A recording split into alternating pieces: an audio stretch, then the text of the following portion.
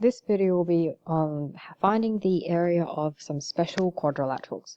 So the most common quadrilaterals that you would have come across are rectangles with opposite sides equal and four corners which are 90 degrees, and a square with all four sides equal and still with 90 degrees on each corner.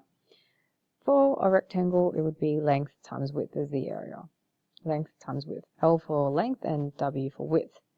And the area of a square, where each length is L for length, it would be L times L, which is the same as saying L squared. Now, these special quadrilaterals that you see here are a little more complicated.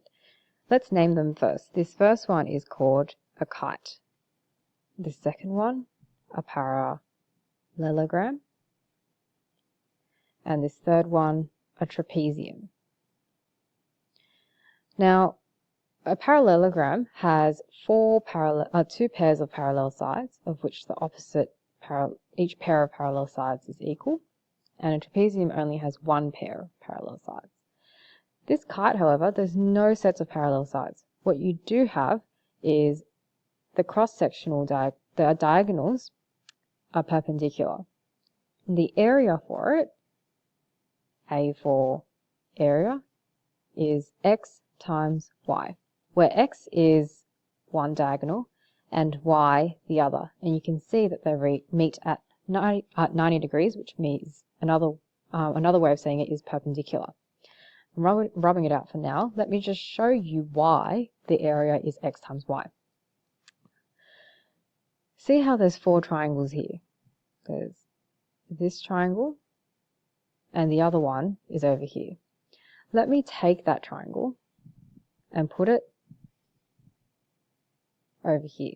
See how it matches up very nicely? Now we've got that triangle and this triangle making a rectangle.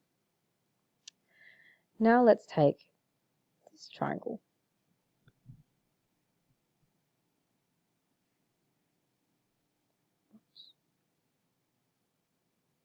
We'll put that triangle down over here so that it also matches up with this triangle.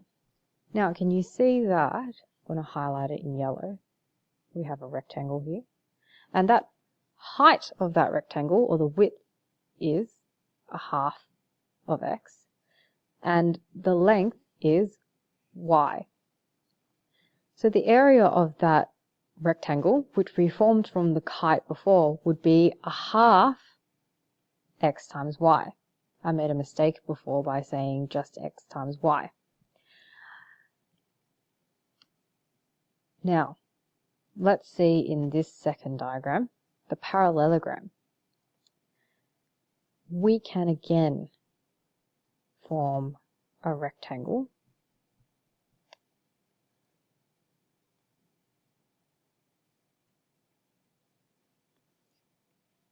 by taking that and moving it here.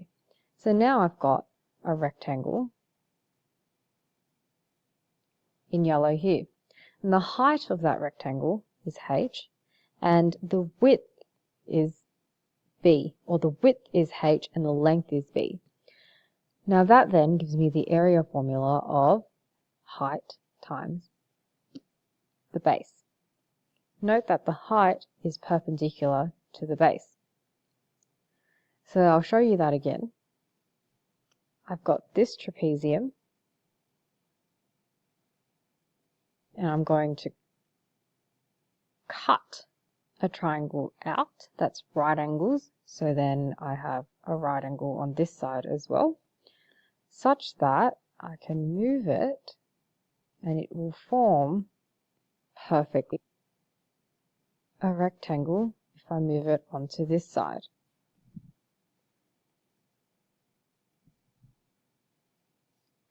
Now I've got, I'll use green, this rectangle here with width h and length b, so h times b, where h is perpendicular to b.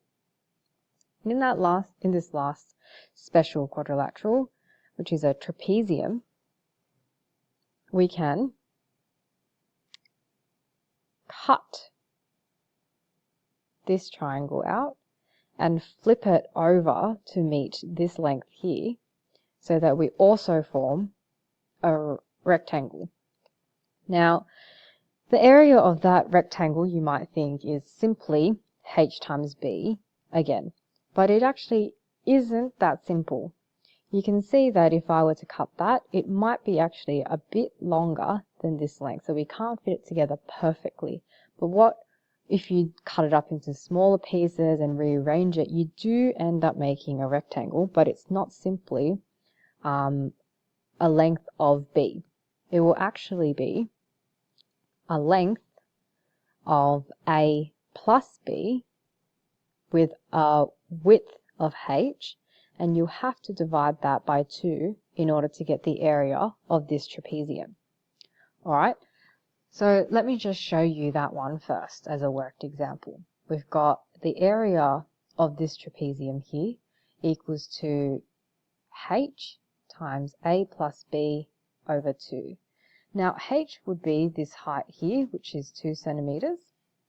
Let's call this parallel side A and this parallel side B. So A and B in this formula will always be the parallel sides. So A would equal to h, which is 2, times a plus b, which is 3 plus 5, divided by 2.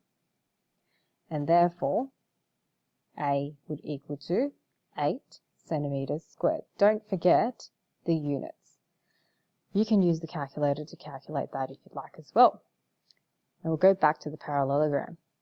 To calculate the area of this parallelogram, we'll have the formula first. A equals h times b, height times base. Height is 3 and base is 7.5. So A is equal to h, which is 3, times b, 7.5. Therefore, A equals to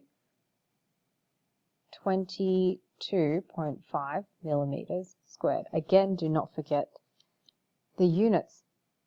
See how my working out always starts with the formula and then the substitution, which is what the h and a and b are in this case, and then the final answer with units.